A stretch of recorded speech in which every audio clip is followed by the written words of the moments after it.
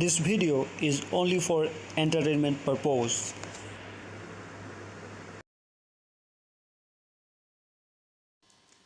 Hello guys. ভিডিওটো আৰম্ভ কৰিব যোৱাৰ আগতেই মই মোৰ পৰিচয় আপোনালোকৰ আগত দাঙি ধৰিব বিচাৰিছোঁ।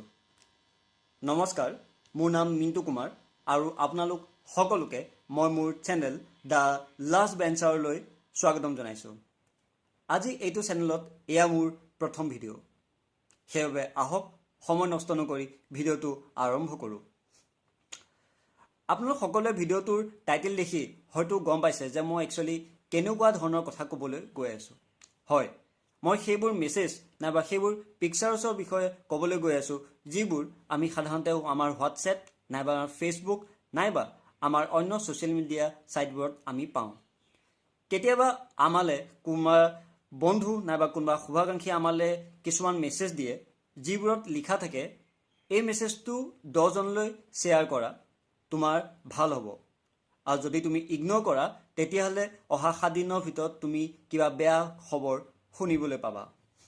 নাইবা কেতিয়াবা কোনোবা দেৱ দেৱীৰ ফটো এখন আমালৈ আহে আৰু তাৰ তলত লিখা থাকে please send this picture to 10 people otherwise you will get bad news within 7 days।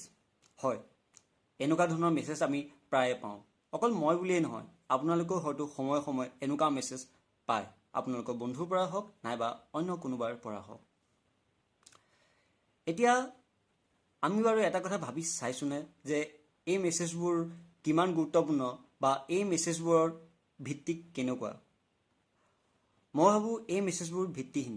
এই মেছেজবোৰৰ কোনো বা এই পিকচাৰ্ছবোৰৰ কোনো গুৰুত্ব নাই। আপুনিয়ে কওকচোন, আপোনাৰ ভাল বেয়া নিৰ্ধাৰণ এটা মেছেজে কৰিব নেকি? বা ছাপ'জ মই গোটেই বছৰ বেয়া কাম কৰি আছোঁ আৰু বছৰেকৰ লাষ্টত মই এনেকুৱা এটা মেছেজ 60জন 70জন মানুহলৈ চেণ্ড কৰিছোঁ, মোৰ তেতিয়া গোটেই বেয়া কামবোৰ আঁতৰি যাব নেকি? নাযায়। আৰু এটা কথা, আমি প্ৰায় এনেকুৱা ধৰণৰ মেছেজ পাওঁ যে তোমাৰ মাৰ শপত এই মেছেজটো 20 জন মানুহক শ্বেয়াৰ কৰা, নহ'লে তোমাৰ মাৰ বেয়া খবৰ শুনিবলৈ পাবা উইদিন 7 days। বা তুমি যদি তোমাৰ পৰিয়ালবৰ্গক ভাল পোৱা এই মেছেজটো 20 জন মানুহলৈ শ্বেয়াৰ কৰা। এনেকুৱা টাইপৰ মেছেজ আমি পাওঁ। আপোনালোকে কওক, আমি সকলোৱে আমাৰ নিজৰ পৰিয়ালবৰ্গ নিজৰ মা দেউতাক বহুত ভাল পাওঁ। কোনেনো বেয়া পায়? চবেই ভাল পায়, হয়নে? নিজৰ মা দেউতাৰ প্ৰতি থকা ভাল পোৱাৰ প্ৰমাণ দিবলৈ এই মেছেজবোৰ শ্বেয়াৰ কৰাটো কি গুৰুত্বপূৰ্ণ?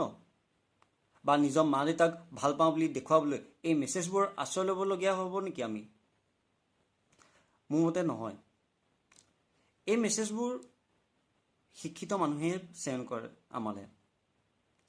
আমাৰ কোনোবা লগৰে হওক নাইবা আমাৰ যোনে আমাক এই মেছেজবোৰ চেণ্ড কৰে তেওঁলোক অশিক্ষিত নহয়, তেওঁলোকৰ ভাল এডুকেশ্যনেল কোৱালিফিকেশ্যন আছে, তথাপিও তেওঁলোকে এনেকুৱা ধৰণৰ মেছেজ আমালৈ চেণ্ড কৰে। মই নাজানো কিয়, মই তাৰ অন্তলত কি কাৰণ লুকাই আছে বা এইবোৰ ভাল বেয়া বিচাৰ কৰিব মই নাযাওঁ। কিন্তু মই জাষ্ট এটাই ক'ব বিচাৰিছোঁ যে আজিৰ পৰা আহকচোন, ময়ো এইবোৰ মেছেজ আহিলে ইগন'ৰ কৰিম, আপোনালোকেও এনেকুৱা ধৰণৰ মেছেজ আজিৰ পৰা ইগন'ৰ কৰিব। এনেকুৱা ধৰণৰ মেছেজ চেণ্ড কৰিলে সমাজত এটা নেগেটিভিটি স্প্ৰেড হ'ব, সমাজত এটা নেতিবাচক প্ৰভাৱ পৰাৰ সম্ভাৱনা আছে বুলি মই ভাবোঁ। ইয়াতকৈ আৰু বিশেষ মই একো নকওঁ, যিহেতু আজি এয়া মোৰ ফাৰ্ষ্ট ভিডিঅ'। চ' আজি যদি মই বহুত কথা কৈ দিওঁ তেতিয়াহ'লে অনাগত দিনবোৰত আপোনালোকে আমনি পাব। সেইবাবে ইয়াতে মই মোৰ ভিডিঅ'টো সামৰণি মাৰিছোঁ। আশা কৰোঁ আপোনালোকে মোৰ এই ভিডিঅ'টো চাই ভাল পাব, আৰু যদি বেয়াও পায় মোক কমেণ্ট কৰি জনাব। আৰু যদি আপোনালোকে এই ভিডিঅ'টো চাই ভাল পাইছে দেন প্লিজ ভিডিঅ'টো লাইক কৰিব, শ্বেয়াৰ কৰিব আৰু ছাবস্ক্ৰাইব কৰিব মোৰ এই চেনেলটো, যিহেতু এইটো এটা নতুন চেনেল। ইয়াকে কৈ আজি মই আপোনালোকৰ পৰা বিদায় মাগিছোঁ। ধন্যবাদ।